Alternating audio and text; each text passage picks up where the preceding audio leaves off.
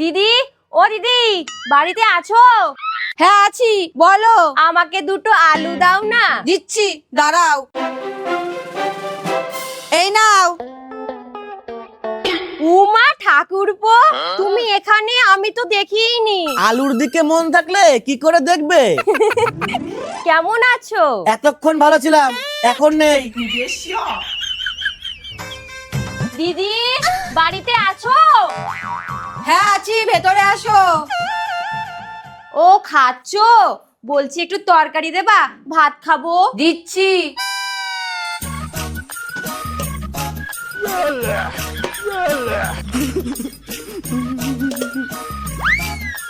ঠাকুরপো তো কথাই বলে না। আমি ভাত খাওয়ার সময় কথা বলি না।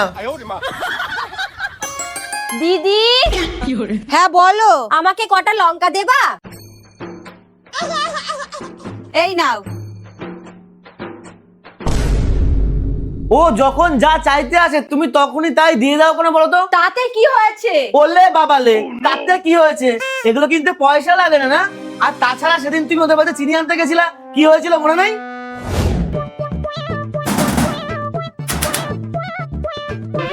বলো দিদি, একটু চিনি হবে? কি আর বলবো দিদি, চিনির যা দাম, ওর বাবা কাউকে দিতে মানা করেছে। আমার কথা ভালো করে মাথায় ঢোকাও, এরপর থেকে টাকা ছাড়া কাউকে কিছু দেবা না, কিছু খাওয়াবা না, মনে থাকে যেন।